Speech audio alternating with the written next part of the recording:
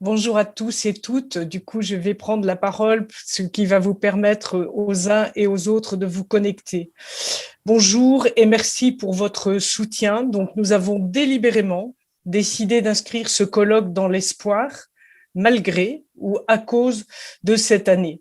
En effet, la Covid a fait inscrire la santé mentale et la souffrance psychique dans le vocabulaire politique et dans celui du grand public, comme si chacun, au cours de cette crise sanitaire, en avait fait une petite expérience. Pourquoi s'intéresser à la recherche? Parce que la psychiatrie et la santé mentale positive sont un enjeu de santé publique.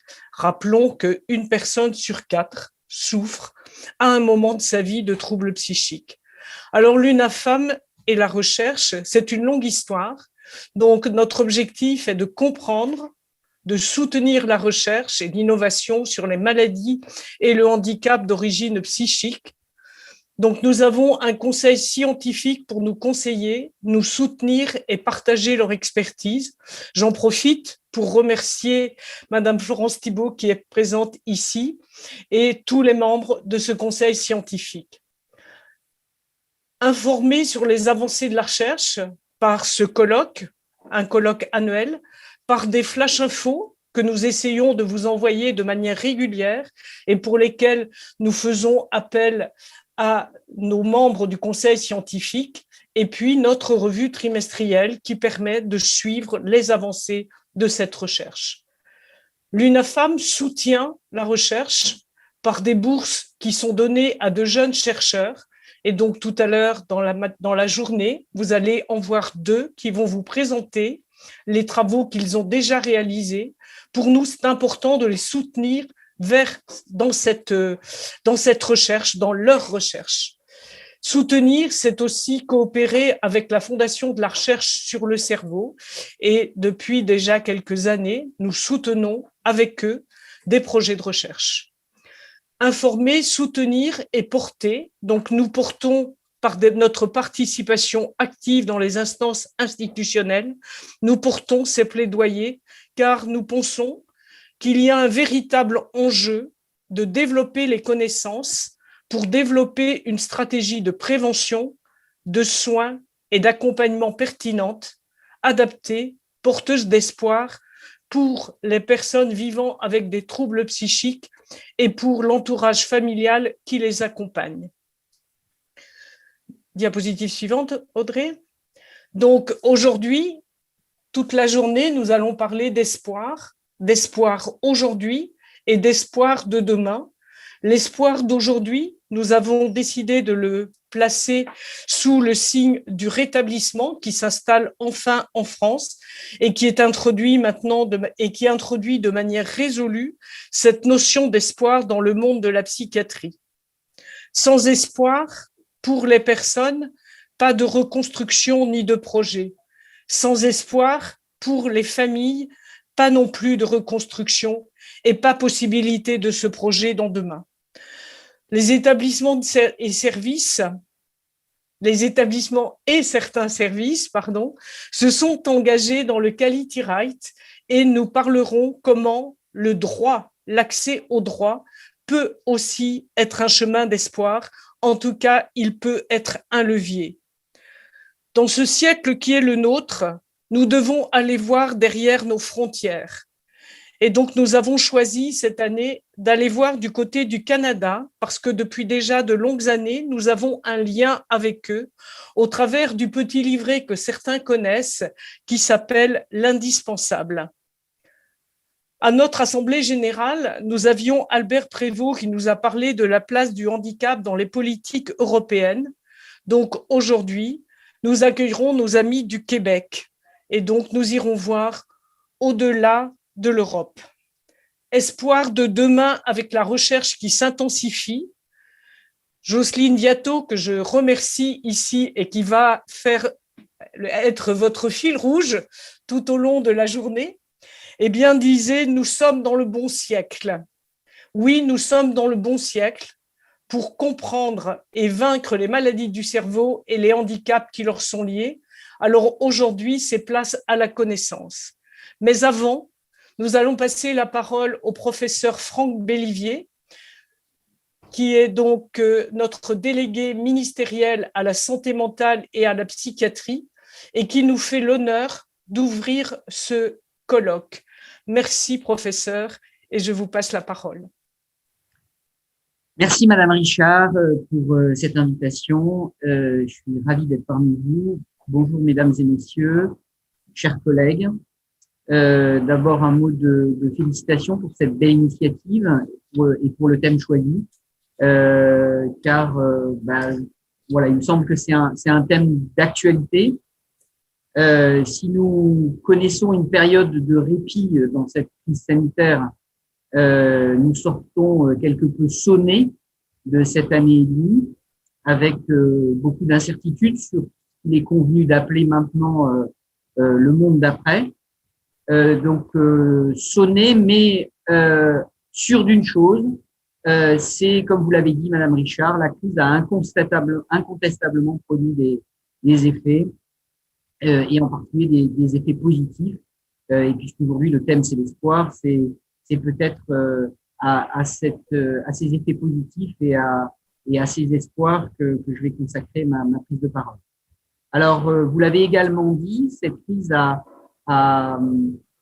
joué un rôle comme indicateur d'une vulnérabilité au sein de la population, mais plus encore, et on le dit moins, ça a surtout révélé la santé mentale comme un déterminant de santé global.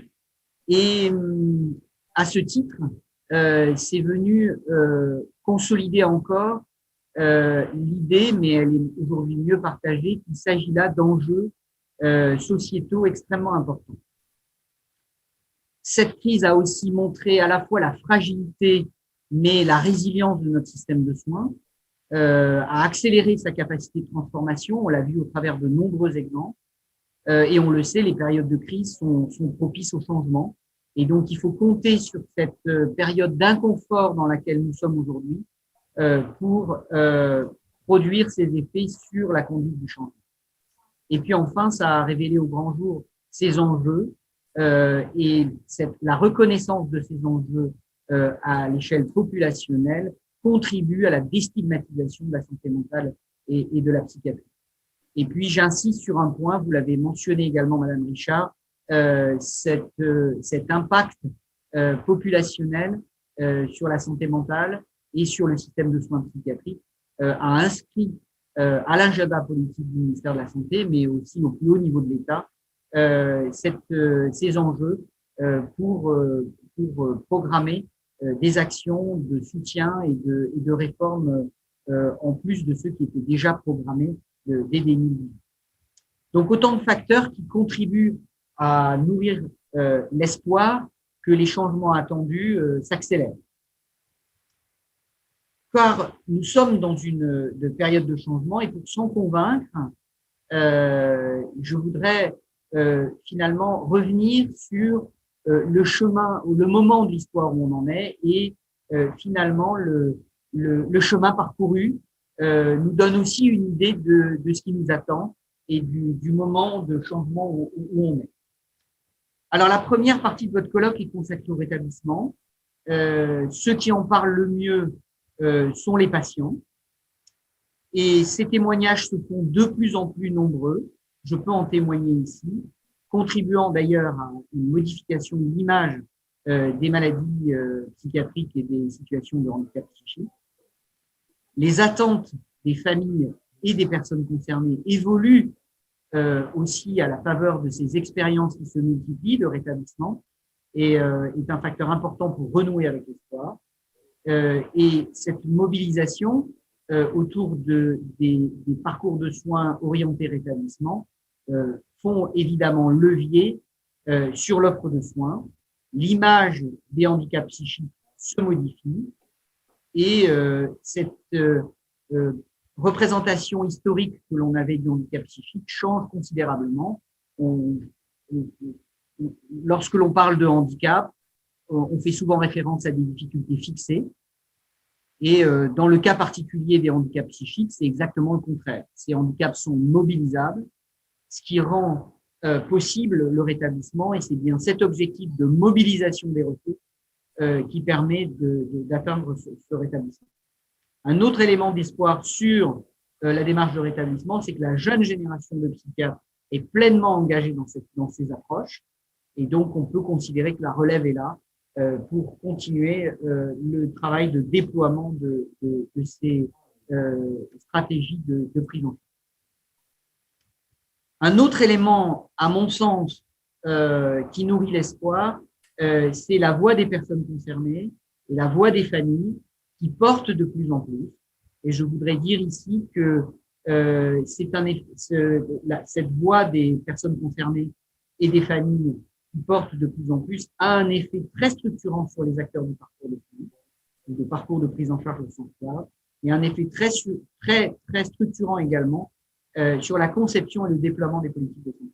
Et je pense que ça, c'est une évolution très importante si on regarde le chemin parcouru de ces 10-15 dernières années. Vous m'avez invité à parler des droits, Madame Richard, et vous savez que c'est un sujet qui me tient à cœur. Alors, au sujet des droits, il faut envisager deux volets importants. Le premier, et c'est une actualité croissante depuis un an, c'est la lutte contre l'isolement et la contention, et plus généralement, le déploiement de stratégies alternatives aux soins sans consentement, qui sont des déterminants importants du recours à l'isolement et à la contention. Donc ça, c'est un premier aspect. Je ne vais pas m'étendre. Vous savez que nous sommes pris sous les feux conjoints des abolitionnistes et des sécuritaires, et que le chemin est étroit. Je ne peux pas aujourd'hui préjuger de ce qui sortira des travaux suite à la nouvelle censure du Conseil constitutionnel, mais c'est un sujet d'actualité extrêmement important où il faut concilier les droits à la santé, à la préservation de la santé, et les droits évidemment à la liberté, enfin à la liberté d'aller. Un autre aspect très important des droits sur lequel je voudrais insister, c'est le développement des outils qui permettent aux personnes porteuses de handicap psychique de faire valoir leurs droits. Et donc là, il s'agit des stratégies dans l'autodétermination, la restauration du pouvoir d'agir et la reconnaissance de la taille des faits du savoir expérientiel sur cet objectif de rétablissement. Donc c'est quelque chose c'est un aspect de la démarche qui fait partie intégrante de la démarche de rétablissement que celle de la promotion de le développement et la promotion de la pérédance fait évidemment également partie de la démarche. Là, il faut, au sujet des sources d'espoir, il faut aussi signaler le développement des outils à destination des aidants. Il semblerait que vous m'entendiez mal. Un peu. Ah ben, il aurait fallu me le signaler parce que Non, mais je vais me rapprocher de mon micro. Quand vous êtes plus proche du micro, on vous entend mieux. Désolé. Et donc, je disais que oui, un autre élément important qu'il faut signaler au sujet des évolutions importantes qui contribuent à cet espoir, c'est le développement des outils à destination des aidants, éducation thérapeutique, formation, groupe de soutien, qui contribuent à réduire le fardeau, et on sait combien ces outils-là contribuent aussi au rétablissement des personnes concernées par une situation de handicap psychique. Votre colloque est également consacré à la recherche, et la recherche, c'est dans tous les domaines de la médecine une source d'espoir, évidemment. Et vous allez aujourd'hui, je crois, passer en revue un certain nombre d'innovations thérapeutiques. Il s'agit au sujet des sources d'espoir pour cette discipline, le développement de la médecine personnalisée. Vous savez que j'ai un intérêt particulier pour ce sujet-là, qui est l'idée de personnaliser les prises en charge. Mais au sujet de la recherche, je voudrais insister sur un autre aspect qui est aujourd'hui programmé dans le soutien à la recherche en psychiatrie et en santé mentale. C'est le développement de nouvelles stratégies, et le champ, par exemple, de l'évaluation des psychothérapies se développe considérablement. Et nous avons besoin de ces données probantes pour guider la démarche qualité en santé mentale et en psychiatrie. Il s'agit également de tout un champ d'évaluation des nouvelles stratégies de prise en charge, des nouvelles organisations des prises en charge qui devront être évaluées. Et puis enfin, un autre domaine qui va considérablement se développer dans le champ de la santé mentale et de la psychiatrie, c'est les outils numériques, la e-santé mentale, conçue comme un outil d'empowerment, des outils au pluriel, qui contribuent déjà et qui contribueront à restaurer ou à soutenir le pouvoir d'agir. Un dernier élément plus technique sur lequel je voudrais insister au sujet du moment de l'histoire où on est, qui peut contribuer à générer de l'espoir, c'est finalement les réformes qui sont en cours. Et je voudrais signaler que le succès rencontrés par les projets territoriaux de santé mentale sont pour moi une source d'espoir importante, au sens où les territoires prennent leur destin en main pour améliorer l'adéquation entre les organisations qui sont proposées, l'offre de soins et les besoins qui sont spécifiques d'un territoire à un autre. Un autre mouvement très important, c'est celui des conseils locaux de santé mentale et qui ont vocation à se développer. Et c'est je pense que ce mouvement est en marche et contribue là encore à améliorer cette adéquation entre besoins et offres. Il y a des outils qui structurent la logique de coopération au niveau des territoires et on sait que c'est un enjeu extrêmement important pour mieux répondre aux besoins des personnes tout au long de leur parcours. Ces logiques de coopération sont complexes à mettre en œuvre, on en parle depuis des décennies, mais nous avons vu à l'occasion de la démarche des PTSM combien cet outil pouvait contribuer à la mise en place de ces logiques de coopération. Alors, les projets territoriaux de santé mentale ne sont pas le seul outil pour la mise en œuvre de ces logiques de coopération. Les communautés professionnelles des territoires de santé qui également se mettent en place en ce moment vont y contribuer. Plus généralement, je voudrais rappeler les 3 grandes réformes dans lesquelles nous sommes. La réforme des organisations territoriales, la réforme des modes de financement et la réforme des autorisations. Et il y a là aussi des modifications assez fondamentales qui sont porteuses d'espoir, dans le sens où elles offrent la perspective d'un dialogue de gestion entre le ministère et les ARS d'une part, et entre les ARS et les établissements d'autre part, qui existait relativement peu jusqu'à maintenant sous le régime d'ARF.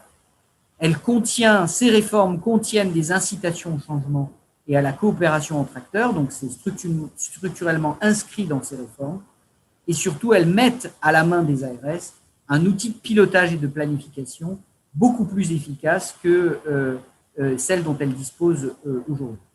Voilà ma vision des espoirs, j'ai envie de dire, de l'espoir. En tout cas, félicitations encore d'avoir choisi ce thème pour votre colloque annuel. Et d'ailleurs, ces travaux vont contraster avec l'ambiance de complainte générale à laquelle nous assistons.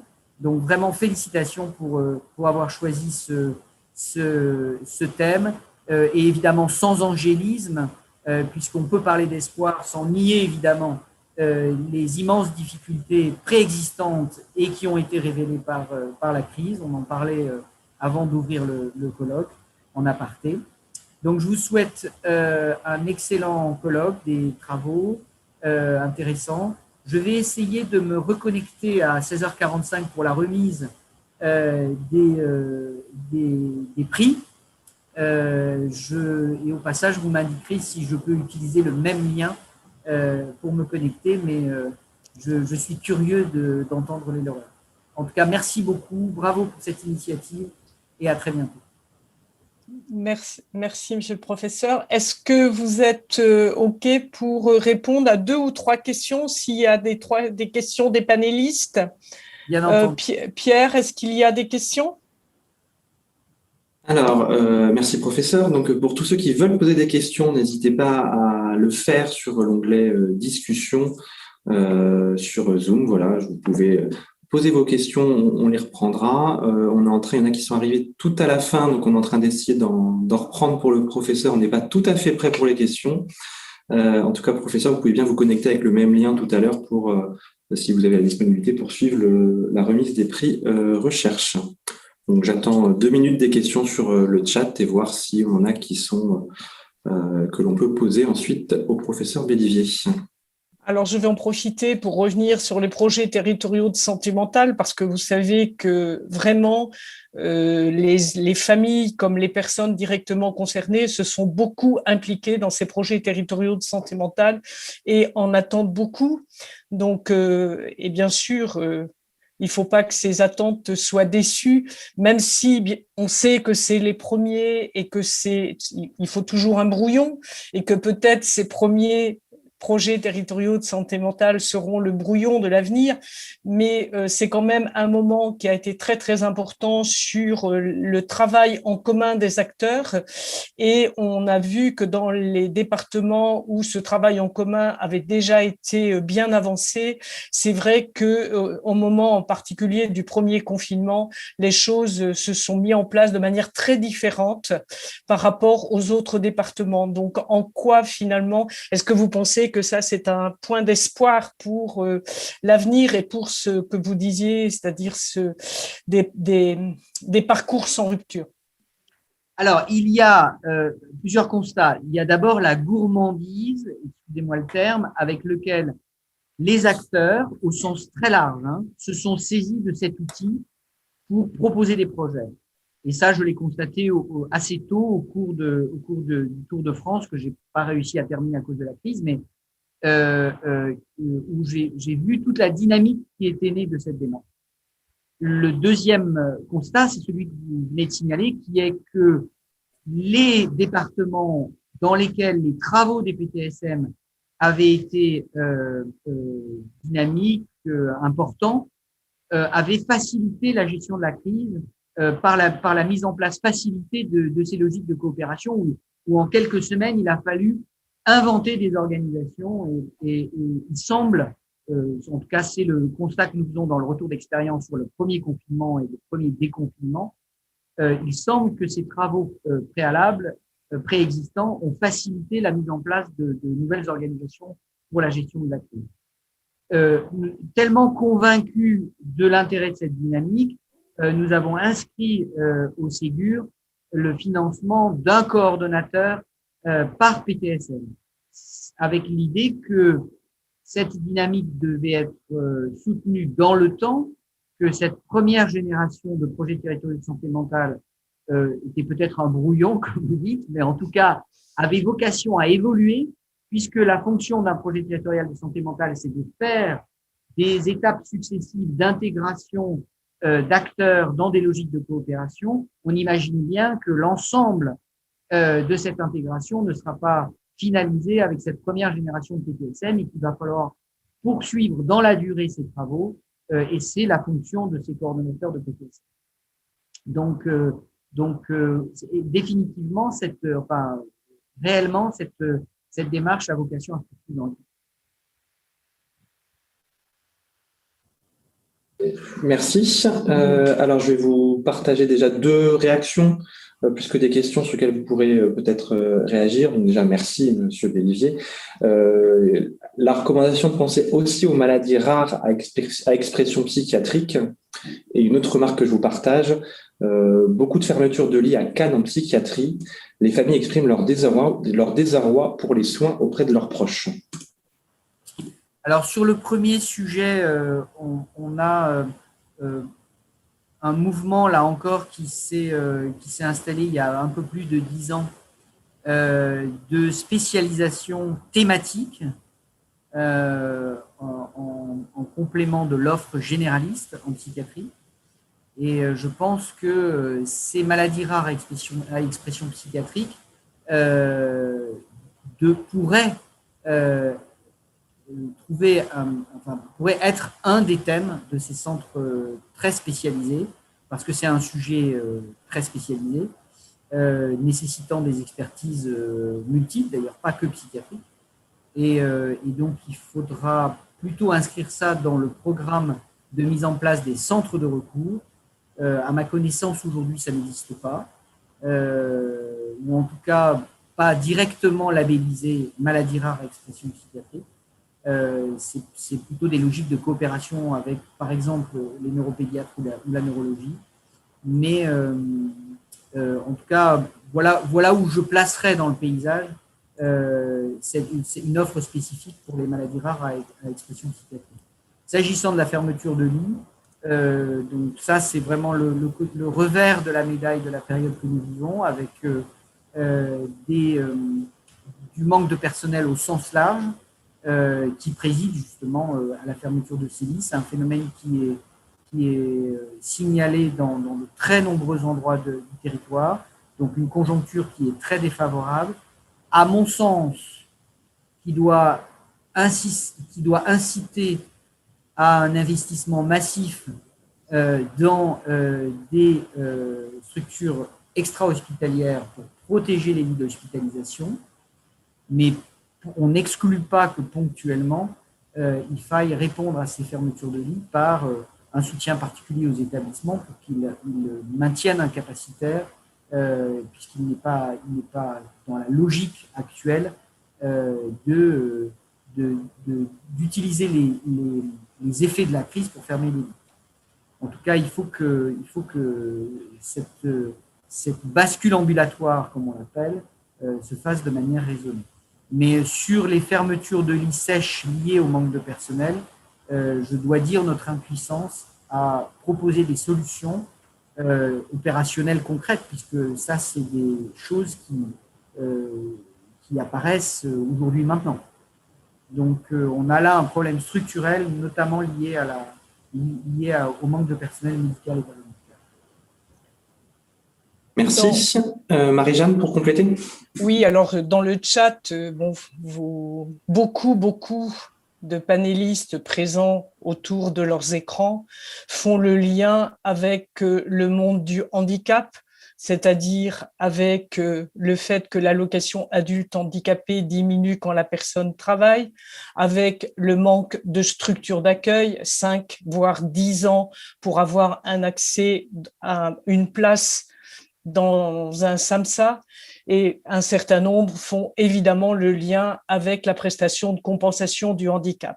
C'est-à-dire que c'est vrai que l'on parle beaucoup de l'ambulatoire en termes de soins, mais l'ambulatoire, en termes d'accompagnement de vie, n'est réellement pas au rendez-vous. Alors, on sait bien que vous êtes délégué ministériel à la santé mentale et à la psychiatrie, mais il est important pour moi de vous donner quand même ces points qui sont dans le chat et qui montrent toute cette difficulté qu'ont aujourd'hui les familles, parce que faute de logement accompagné, eh bien, ce sont souvent elles qui jouent ce rôle d'accompagnants, de veilleurs au quotidien de leurs proches.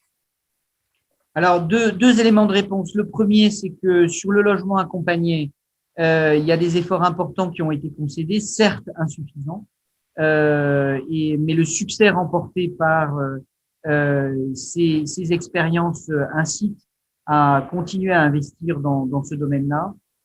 S'agissant des places dans des structures médico-sociales, en fait, il me semble-t-il, bon, c'est clairement inscrit à l'agenda, une difficulté ancienne mais qui persiste, c'est que les structures médico-sociales ne sont pas relativement peu à la main des ARS, c'est plutôt les conseils départementaux qui ont la main sur ces structures-là. Mais les projets territoriaux de santé mentale, dans leur conception, doivent fournir des outils pour financer des logiques de coopération avec des structures médico-sociales et encourageant ainsi leur développement. C'est un mouvement qui est débutant, puisqu'on a seulement là la première génération de projets territoriaux de santé mentale, mais cet enjeu du soutien et du développement du secteur médico-social et des stratégies d'accompagnement et d'inclusion sociale est évidemment au cœur de nos préoccupations. Pour le moment, la vision que l'on a pour faire levier sur ces logiques de coopération, c'est les projets territoriaux supplémentaires. Merci, professeur, et on va vous libérer. Merci pour votre intervention et nous allons continuer. On vous donne rendez-vous tout à l'heure pour la remise des prix. Bon à très colloque, bientôt. je vais vous rejoindre tout à l'heure. Merci.